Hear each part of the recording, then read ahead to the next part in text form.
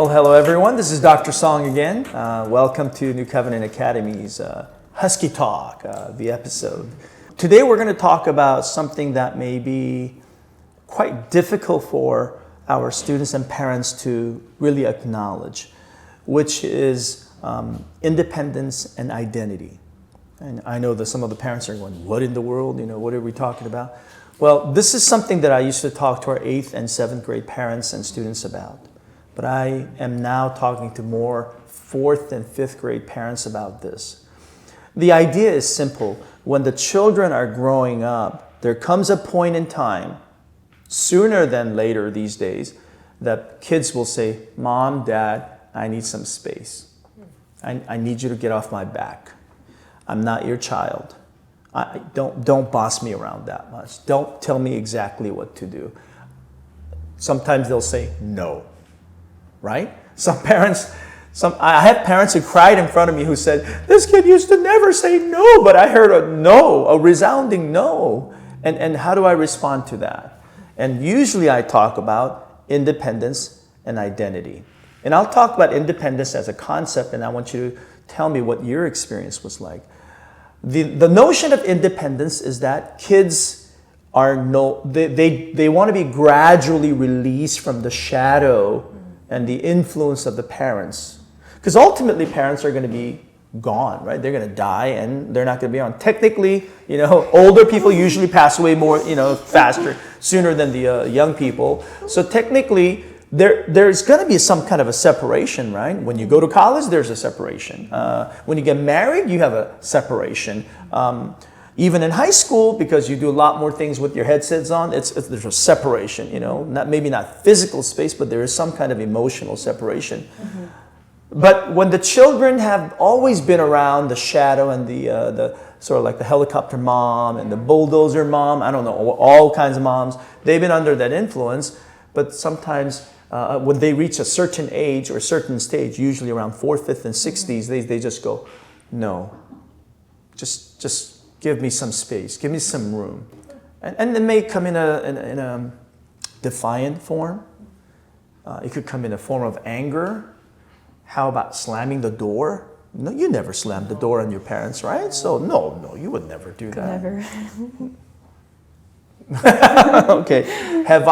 Anyway, so I've actually slammed the door on my mom quite a bit, and she raised 4 boys, and I was a 4th boy, and she was ready to deal with me. Yeah, but she dealt with the 3 other boys. So tell me, how do you feel about this concept of independence? Like when you're a teenager or preteen, wanting to kind of get some breathing room from your parents, and how was that like? Were you able to really express to them? Did they really understand? Now, because you look back now, when you work with students this summer too, you could see that's what they need. They don't want to be told by teachers exactly what to do every single time. They have a mind of their own, and they want to do things independently. What was it like for you guys when you were growing up? I feel like for me, it wasn't around 4th to 6th grade. It was much older than that, for sure. It was probably when I got into high school. Yeah. Whereas I'm interested in something. So say like volleyball at that time. I was very interested. I was like, Dad, put me in volleyball, It was like that push to put me in something other than academics. Yeah. But given that your dad's a great volleyball player, from what I understand, I'm still puzzled as to why that would be a problem. But then again, Mr. Patel will talk later.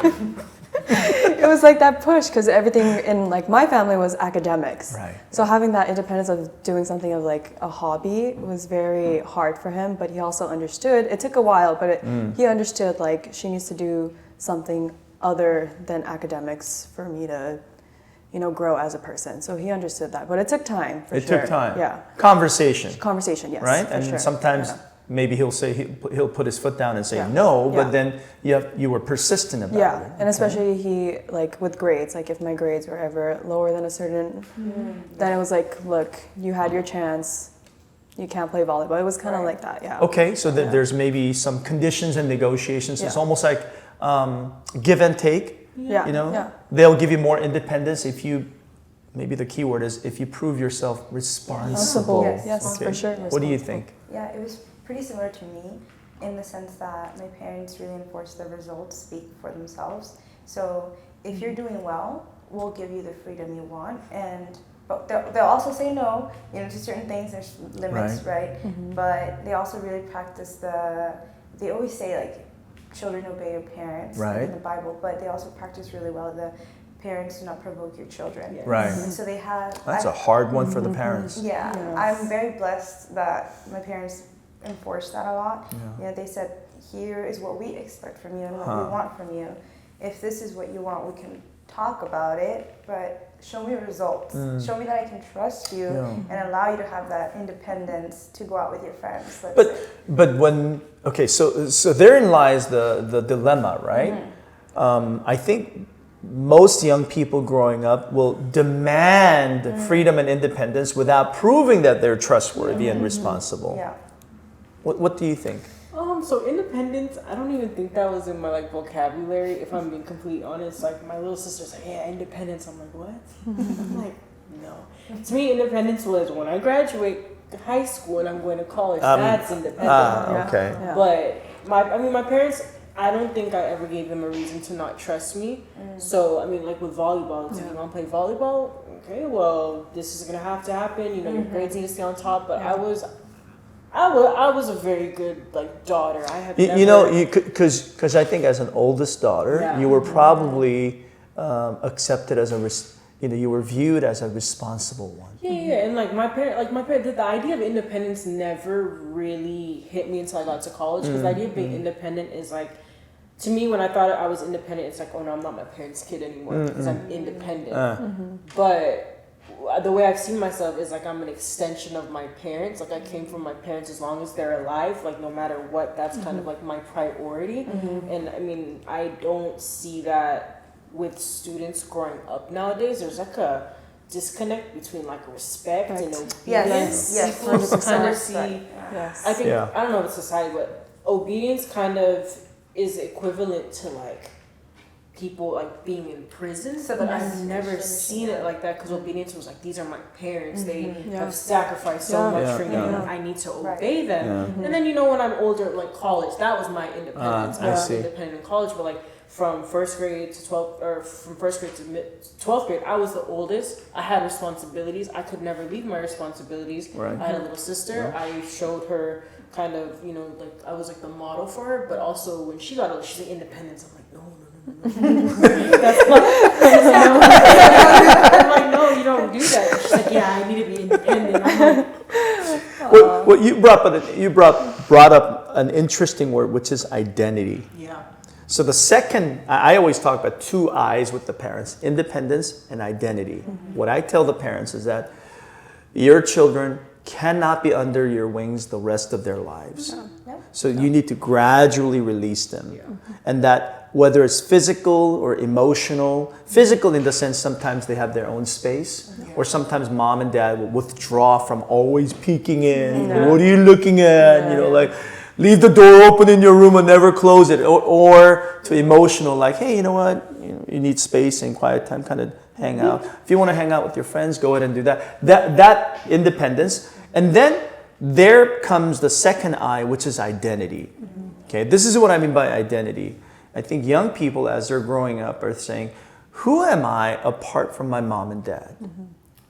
Who am I apart from my immediate family? So I don't want to be just known as so-and-so's son or daughter. So what I mean is, I know your dad's name is Samuel, so it's not like I don't want to be known as Samuel's daughter. I am me. I am a unique individual. I need to know what other people think of me, my identity, maybe through jobs or but what the affirmation. So the identity is no longer one of so-and-so's son or daughter, but it's who am I in this world? Have you felt that kind of, maybe you didn't feel it when you're going through it, but that's how I define it to the parents when they start to say like, well, my son doesn't want to hang out with me. There's a reason. My daughter doesn't want to give me a hug. There's a reason, and independence and identity, and they always want more explanation. So I agree. I give concrete examples. So did you guys feel that, like identity? I needed to know who I am. I needed to know who I am apart from my family. Honestly, I think growing up, before I got to college, I was like, yeah, I want to be first I want to be Jahan Jojo. I don't want to be Samuel Teresa Jejo's daughter. I want to be Jahan Jojo.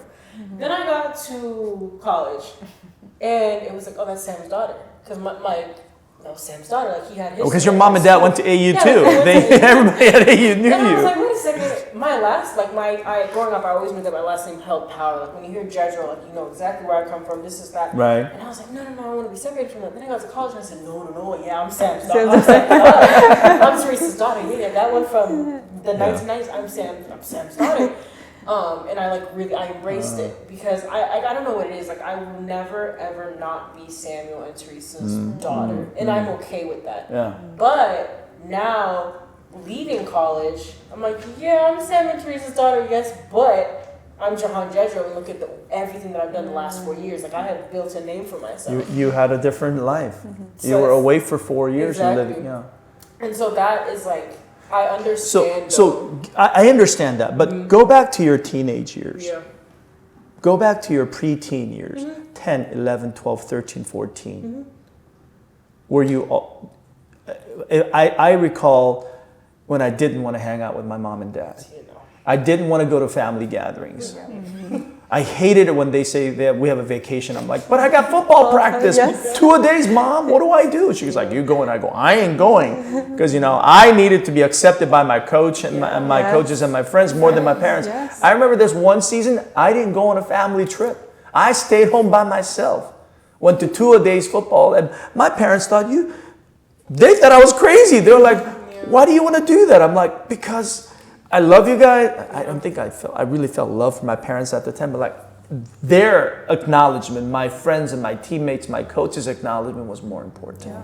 So I identified myself in that circle in a greater light than how my parents felt. I just took them for granted. Does that make sense? Yeah. Of course, I think what I heard is when you came back, you realized later, yes, I could do all these things in my identity and how other people feel about is important, but the essence of who I am will never change. I am Samuel and Teresa's daughter, right?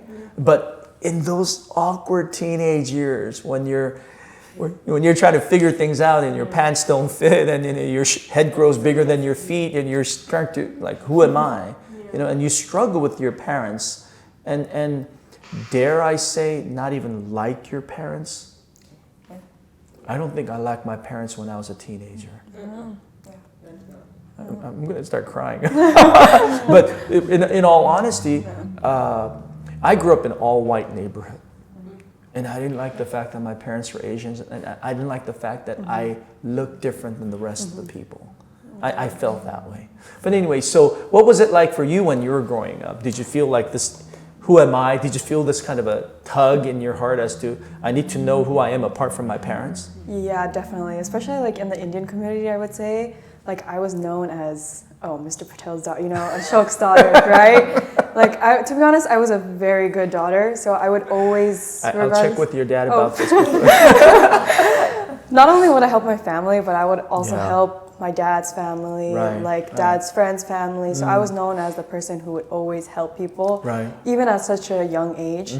Like my parents have a motel, a business. So I was always known for helping that, it's a family business. It's a family business, yeah.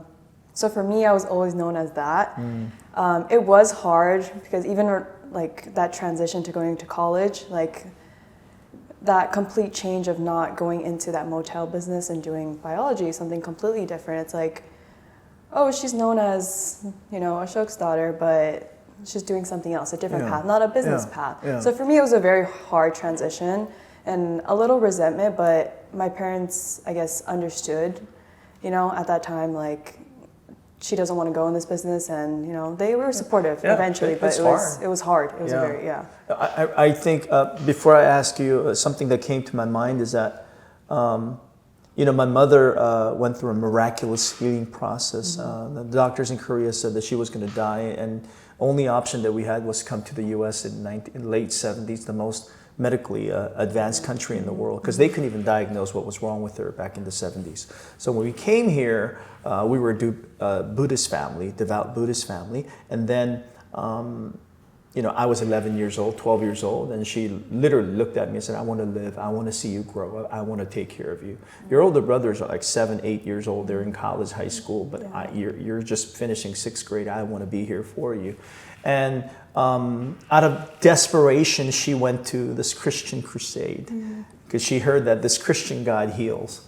And she knows nothing about what's happening in the church. She sat in the balcony, and one pastor basically said, daughter, God has heard your prayer. And she thought she felt something go through. And then she had an operation, pre-op procedure. The next day she goes, and the doctor said, go home because we can't find whatever that was there. So she lived some 30-some years after that. Because of that miraculous experience and eventually over time, my personal encounter with the Lord, out of 4 boys, 2 older ones became pastors. My third brother was not a pastor. But after graduating from college, I considered going to seminary school to become a pastor. And my mom pleaded with me. She goes like, no, I gave God 2 of my boys. I want at least one of you to be something other than a pastor. But, I understand how she felt. But even when I was 22 some years old, what the parents wanted from my life, I could simply walk away. There was something about duty to your parents and something about responding to all the sacrifices that they had made. I wanted to be a good son. But I think that's only I came to a realization, like what you're feeling now. When I was a teenager, I wanted to be just my own self. I didn't even want to be associated with parents who worked so much. My mom and dad only came to 1 football game when I played for 4 years in high school. And it was the senior parent night, And I know that my mom told me later, whenever I heard your name, whenever I saw 44 running and scoring touchdowns, I was so happy. I'm like, why were you not there? Then, like 40 some other games that I played. But I didn't know how much. I knew, but I was just thinking, why do you always have to work so hard? Why 16 hours a day? Now I look and I go, that was my parents' love language, sacrifice, right? But when I was a teenager, I didn't know that. And I was like always saying, like, I wish my parents were more like the Bishop's family, the Andrade family. They all showed up to the Friday games, and they're all cool, hey, come to our house anytime you want, our pool's ready for. My parents were working all the time. And I think this was sort of like an immigrant identity crisis. But more than that, I wanted to know who I was by my peers, my coaches, not what my parents were saying. What was your experience like? I think it's very similar to that of Akudi's. I think there's a lot of pressure to always be like the good child and to always, I don't know, her sister is very rebellious. Well, she's different. She's different, yeah, to be kind, right? And so the responsibility of being like that role model and like good child kind of fell on me. Yeah. And my parents would always be like, oh, this is she's doing well in school, like this and that, But there's a point where I got tired of it, and I did want to do my own thing and just be separate. I wanted, when I told my parents I wanted to study religion, the first question was like, what are you gonna do with that? You know. But I said, God will guide me to wherever I need to go with that. But I struggled because I saw their effort to pay for my education, for everything, and all the sacrifices that they made for my education, and then I go and tell them, I'm going to study religion. I don't know what I'm going to do. That was difficult. So there's a difference between, say, their expectation as to maybe your job, your school, because they don't want to, they can't live their life for you, but they want to kind of engineer it, if you will. Does that make sense? They want to engineer it. Whereas there comes a point, even as a young child, you're like saying, I don't want to do what you're telling me to do, right? And parents, especially parents who had very, very docile, submissive children, and one day they hear the child say no, or like, get out of my room, or like, leave me alone. I have moms who bawl and cry in front of me and say, what happened to my angel? I go, first of all, that was not an angel to begin with, but that's a different story. But this child is seeking some space, some time. Yeah. I think when we look at our own lives, time has done wonderful things, right? We kind of, I know that there's a famous saying by Mark Twain. He says, like, when I was 7, I think I might be wrong, but by the age thing. But he's like, when I was 7, like, you know, like I couldn't believe how like great my dad was. How, you know, then I was like 17. I go like, how come he doesn't know anything? You know, like, and then when he comes 27, he goes like, he's the wisest man alive or something like that. You understand. So it's the children who's going through a lot of change, because adults are pretty much fixed, if you will, right? They're not going to really change that much. So parents need to see their children, especially these days with the social media, everything's bombarded at them and they're growing up faster, aren't they? Right? You see it, right? It's different than when you guys were students here. And we're only talking like 7, 8 years. You taught during summer and you felt the difference. So the kids younger kids these days are struggling with this independence and identity. I know I label it as that, but it shows up in different forms and different languages, different expressions, but parents are struggling with it. What is happening to my baby? And I tell them the notion of independence and identity, and I think you guys probably went through it. You struggle with it, right? Who has never had an argument or a fight with their parents because you don't want to do what they tell you to do? And also you have your own idea as to what you want to do. You disagree with maybe some of the, something as controversial as like political opinions or even about religion, right? Parents' faith. And you're like, if I want to say no, is that even possible, you know?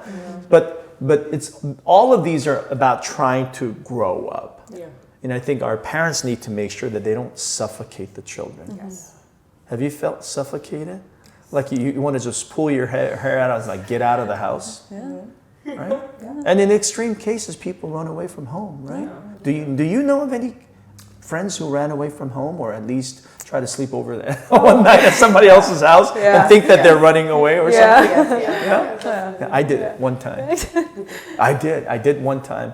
I went to my friend's house and I was so upset. I told John Yanez, like, my mom and dad is this and that. He was like, dude, just leave home. Come and live in my house. So I did. I went and I stayed until like 9 o'clock, and like his mom goes like, so what are you doing? Are you, and I go, oh, good night, Mrs. Yanez. And I'm like, where do I go? And I kind of crawl back home. I remember that night, my dad had a baseball bat.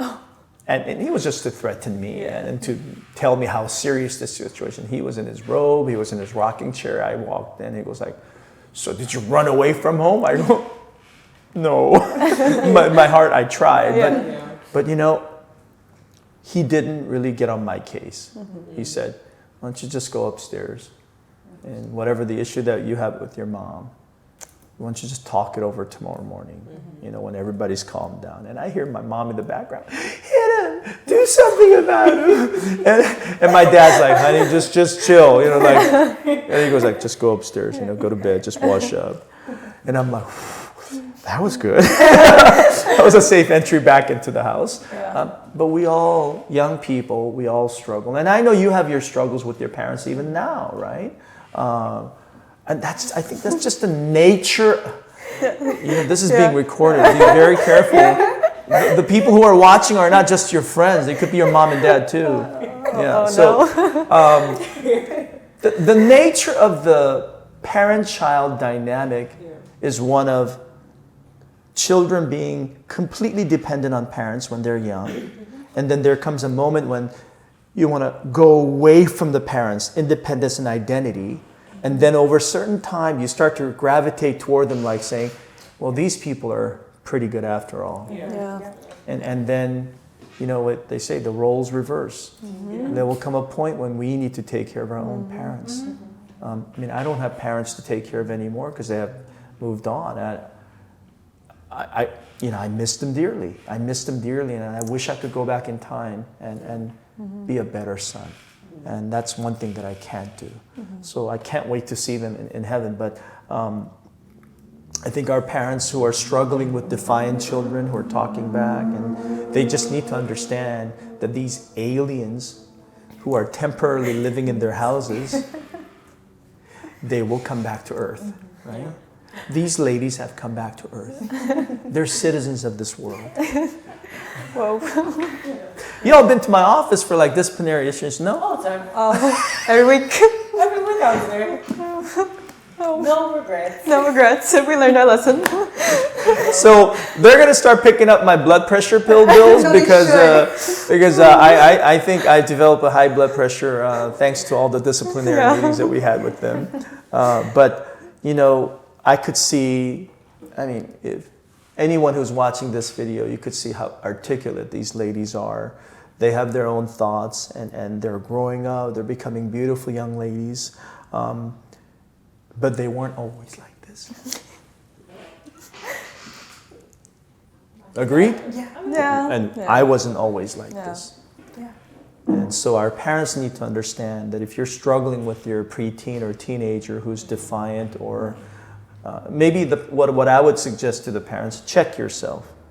Are you suffocating them too much? Are you a helicopter mom? Are you a bulldozer dad? Are you just like,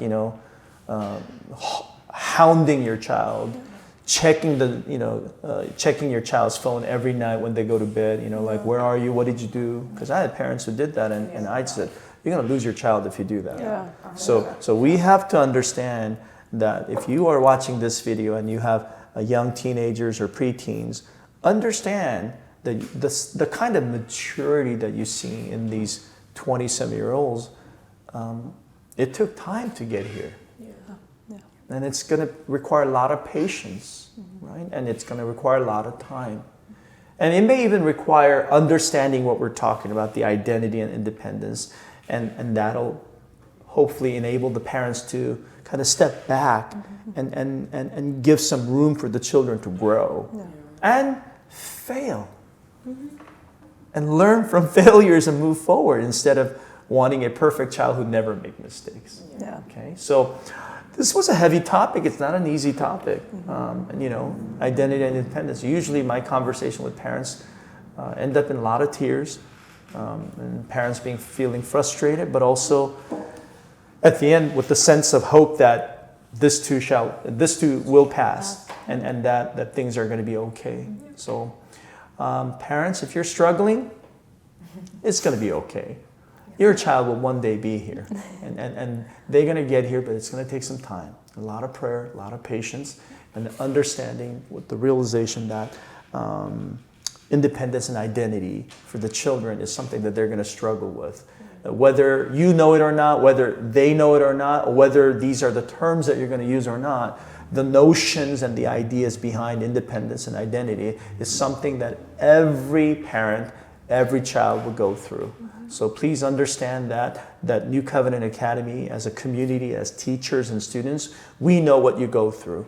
And we're here to help you with conversations, parent conferences, but also with these examples, if you don't mind my using that phrase, these ladies who have gone through that themselves, and they have come to the realization that Earth is better than Moon, and Earth is better than Mars, Earth is better than Venus. Okay? So thank you, ladies, for being here to talk about a very difficult subject of identity and independence.